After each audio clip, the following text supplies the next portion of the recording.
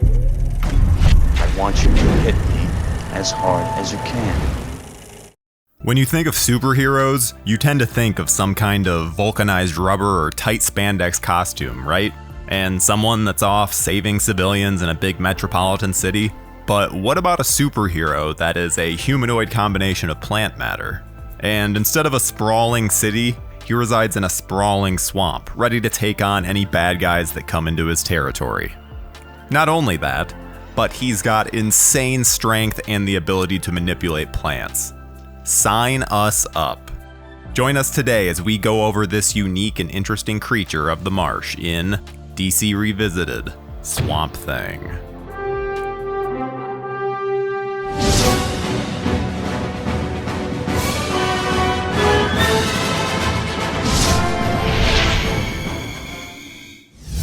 The character of Swamp Thing first appeared in comics in House of Secrets number 92 in 1971. If you're wondering how the creature got such a unique name, creator Len Wein had trouble coming up with a name for his creature from the swamp, so he always referred to the project as the Swamp Thing I'm working on. He envisioned a character that protected his home and the environment in equal measure.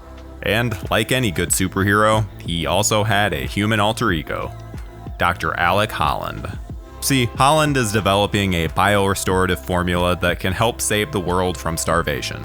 After an accident turns Holland into Swamp Thing, he continues his mission to use nature to save humanity. After the success of Richard Donner's Superman, the question was asked, would comics serve as a pipeline for the movie industry? Thanks for watching DC Films Revisited. If you enjoy our shows, please subscribe to our channel right now, like this video, and click on the bell so you can be notified each time a new video comes up. Now, back to the show. To be able to properly discuss the film Swamp Thing from 1982, we first need to discuss producer Michael Uslan. You may recognize that name from practically every DC film ever made. Before Uslan was producing superhero films, he was just a boy from New Jersey, obsessed with comic books. That obsession grew and grew to the point that he was teaching the first ever accredited course on comic books at Indiana University. So to say that Uslan is a fan of comics might just be understating things a bit. Having grown up on a darker version of Batman, Uslan was sick of the campy Adam West portrayal being the prominent version. So using the money he'd earned teaching, he bought the rights to Batman, as well as some other comic book characters. But he quickly decided that Batman would need more time and money, and therefore couldn't be his first film. So he focused on a lesser known property, about a man in a swamp.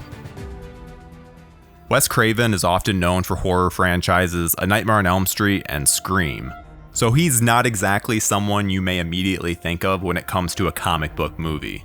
But what about a comic book movie with a lesser known character, with rather supernatural origins? Craven's feet had been pretty firmly planted in the horror world since his debut film, Last House on the Left. He had followed that up with The Hills Have Eyes, and yet he still yearned for more. Already, he was starting to gain a reputation as a filmmaker who went to the dark side of horror and explored very intense themes. Refusing to be pigeonholed as solely a horror director, Craven sought out to make an action movie. That's when he received a call from Michael Uslan about Swamp Thing. Having grown up in a Christian household that banned comic books, Craven knew nothing of the character. But after doing a deep dive into the world, he was smitten and agreed to tackle it with the sole caveat of making a purely entertaining movie. He wanted to be able to show that he had a lighter side and could create material for all audiences. Filming directly after completing Deadly Blessing, Craven got to work on Swamp Thing. I don't know where we are, Taro. It sure is in Kansas. This film was the epitome of low budget. Compared to Superman's price tag of $55 million, Swamp Thing was made for a mere $2.5 million. That's right, that's 5% of the Man of Steel's entire budget to make a character that mostly lives in a swamp. But Superman had the backing of Warner Brothers, while Swamp Thing was with first-time producer Michael Uslan. Not to mention, the Bond company that was responsible for the film's completion constantly forced Craven to cut scenes so that they would come in under budget. Wes would later describe the situation as not friendly, and they were not helpful. They just played the tough guys all the time.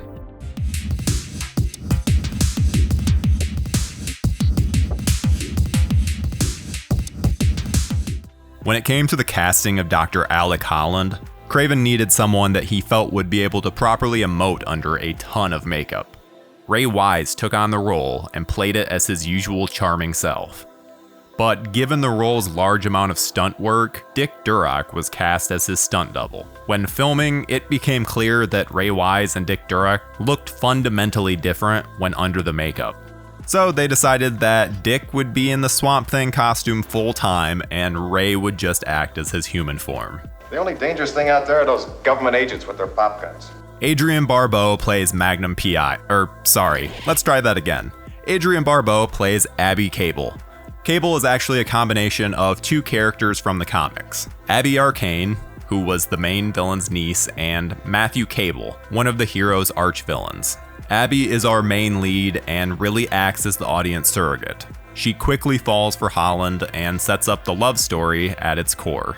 While Barbeau hadn't yet gained her massive reputation in the horror world, she was still big enough to receive an offer for the part when she received the script. Unsure of whether to even read it, her husband, John Carpenter, great filmmaker in his own right, suggested she give it a chance as he was a massive fan of Craven. She did, and the rest is history. We need to take a moment to talk about the absurdity of the main villain, Anton Arcane, played by Louis Jourdan. He works pretty well as the evil British bad guy. He always seems to be one step ahead of everyone and makes for a good villain. But then he transforms into this. What can only be described as a cross-dressing, scaly pig man emerges from a cocoon. If you think that Swamp Thing suffers from man-in-suit syndrome, then you haven't seen anything yet. Craven certainly hadn't forgotten his roots, bringing David Hess in as Ferret, the second in command to the big bad.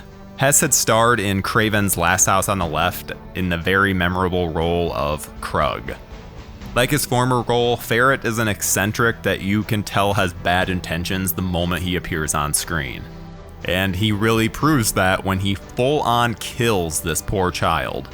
But thankfully Swamp Thing revives him, so we're still at a solid 0 for the child-killing part of this series.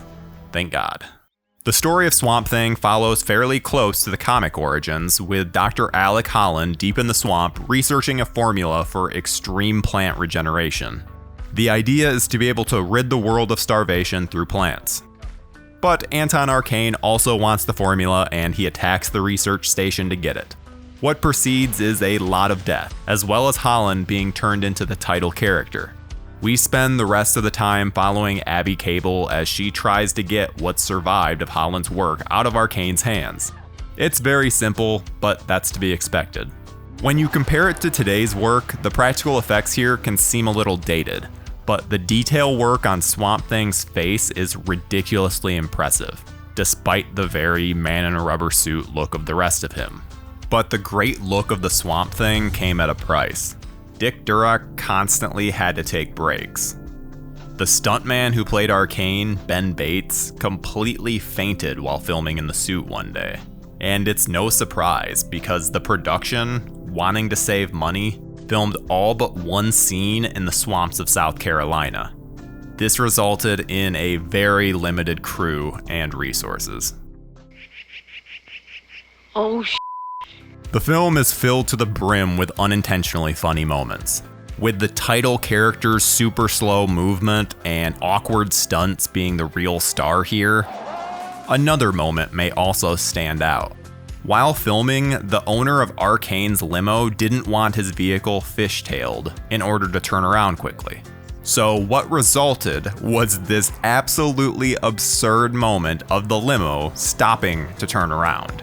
Knowing the background, what makes it even funnier is how the accompanying SUV almost hits the limo. Can't imagine the owner would have been too happy about that.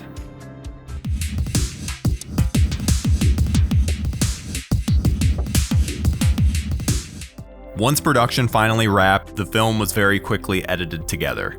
When it came to the music, Craven leaned into the horror of it all by bringing in Friday the 13th composer Harry Manfredini to score the film. If you listen, you can definitely hear some similarities between the two. All that's missing is the little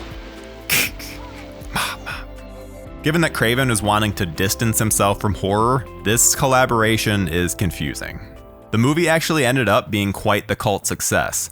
However, its goofiness and silly action almost ruined Craven's career. While he was setting out to make a fun popcorn flick that featured a nice love story at its core, many saw it as a campy creature feature that lacked the interesting themes of Craven's past work.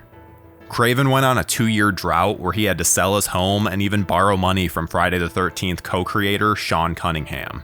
Thankfully, he bounced back by returning firmly to the horror genre and gaining legendary status with A Nightmare on Elm Street, an idea he actually started formulating while on the Swamp Thing set.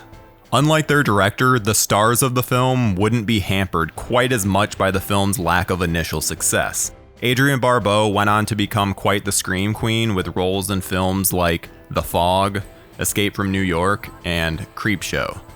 In 1983, Louis Jourdan starred as Kamal Khan, the main Bond villain in Octopussy, which would be the biggest role of his career. Ray Wise starred in a bevy of different films over the years, even returning to the DC world as Commissioner Gordon in the animated film Batman: The Killing Joke. In 1989, producers really decided to lean into the campiness and released a sequel, Return of Swamp Thing. This near parody featured the return of both Dick Durock as Swamp Thing and Louis Jourdan.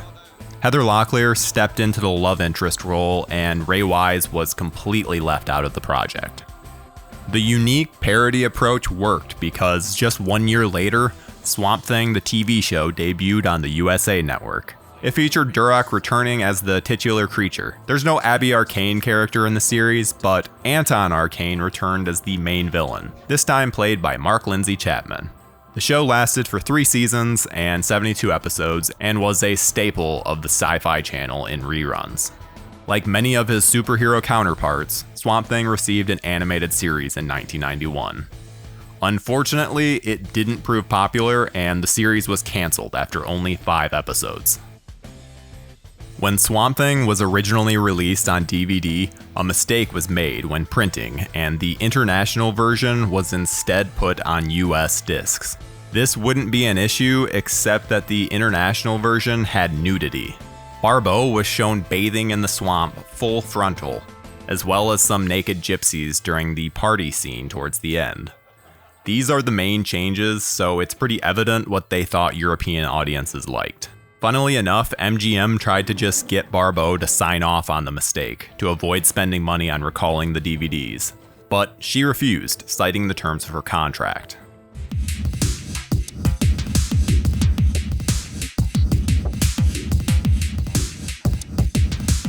While the film was released via Shout Factory on Blu-ray, and has a ton of cool features, the set is out of print and therefore fairly expensive to purchase.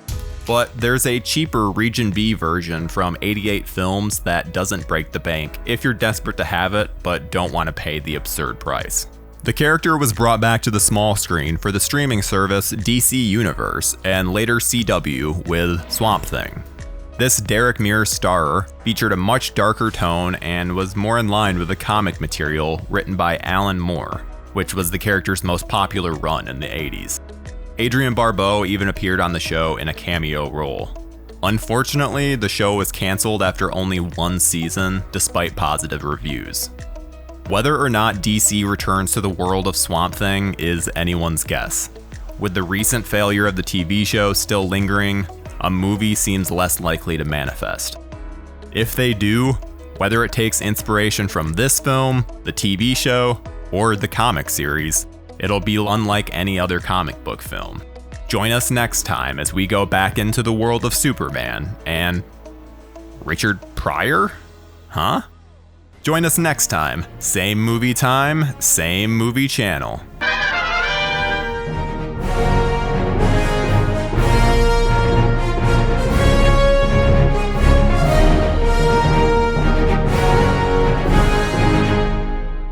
Thank you for watching our show. If you like what you see, please subscribe to our JoBlo Videos channel, tell your friends who like this sort of content, and turn on the bell to receive notifications for all of our latest videos. We're an independent company, and we appreciate all of your support.